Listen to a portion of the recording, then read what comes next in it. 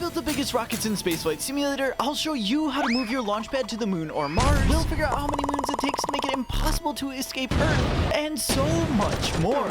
To get the largest rocket, I first made a normal rocket, then scaled it up 10 times, which looks like this. If we scale it up another 10 times, it becomes as wide as the launch pad, but we can't stop there. Scale it up 10 more times and do that again, and it becomes 10,000 times bigger than the original rocket that we started with. When we load the rocket in, the center of mass is literally already past the Kármán line, and when we scroll out a little bit, it just disappears. But does it actually work? Well, it's so big that you can't see the engine turning on, but you can see it burning through the fuel incredibly quickly. But now this begs the question, if we can build a rocket this big, can we build all the way to the moon? By taking a strut, we can edit the height to be 999. Oh, bruh, the game did not like that. By taking a strut, we can BP edit the Y value to be twice the height that the moon is from the Earth. Then we make a small rocket and attach it to the strut. If we start outside the sphere of influence of the moon, we can detach and fly towards the moon and go for a nice...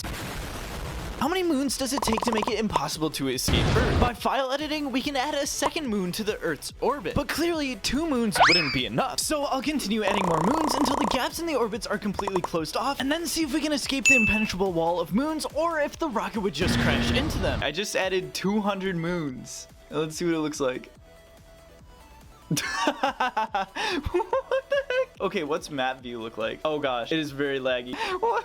All the seas of serenity. Okay, now I'm wondering if we can drive from moon to moon. But first, we have to figure out if we can escape this monstrosity. So I guess we just see what happens? Do we try to land on it, or do we try to like fly through it, or... Oh, there we go. Is there a moon inside of here? Oh yeah, look at that, there's one. Okay, so I guess we try landing on this one. Do we have the engine going? Is the engine going? I have no idea. Oh, we passed through that one. We're negative 22 kilometers under the surface of whatever moon we're on. Here's a glitch I bet you didn't know. While falling through the moon, when you pass the center of it, you gain a ton of momentum. The trick is to get your sideways velocity as close to 0 as possible. And when you pass the center, boom, the rocket is now going super fast. You know what else is super fast? A Titan engine. I'm going to put 100 ion engines against 1 Titan engine in a tug-of-war match in 3, 2, 1, go. And the Titan engine wins. But how many ion engines does it take to pull 1 Titan engine? We can find the answer by taking the 400 tons of thrust from the Titan engine and dividing it by the 1.5 tons of thrust from each ion engine. That would get us to about 267 ion engine. And if we add any more, it'd be enough to win against the Titan engine. Earlier in the video, I made the largest rocket possible, but here I just made the smallest rocket as well. Here's a rocket with a capsule, fuel tank, and engine. Right next to it, I built one that's 1/10 the size of the first one. If we keep scrolling further, we can see one that's 100th the size, 1,000th the size, and if we keep going, I made one that's 10,000 times smaller than the first one that we started with. Later in the video, I'll be attaching a machine gun to a bike, dropping a tank from a helicopter, and detonating a nuke over an abandoned city. But first, I'll show you how to move your launch pad from Earth to Mars. Step number 1 is that we need to go to the local file path. On Steam, click here, and on mobile, use the Documents app. And then go to Spaceflight Simulator Data, Custom Solar Systems, and make a copy of the default folder. Then go into the copied folder and open up the Space Center data folder. Change Earth to Mars or the moon or whatever place you want. Make a new world, select copy, make a rocket or a tank, and boom, no need to travel there because you are already on Mars. But it just occurred to me, what if we did this on the sun? Would the rocket burn up right when we load in? Well, I guess we'll just have to find out. Okay, we just loaded in and it's entirely white. We're gonna try to load the Jeep.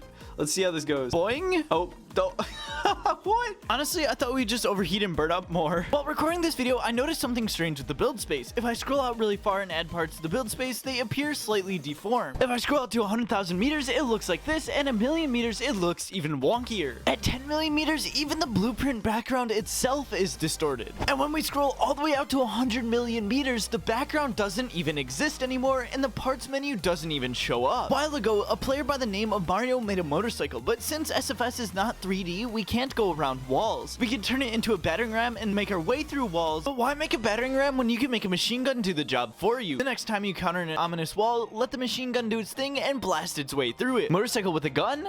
D tier. Now it's time to drop a nuke on an abandoned city that's half a mile away from the launch pad. To truly show the destructive power of the nuke, I'll first drop it on a test city in 3, 2, 1...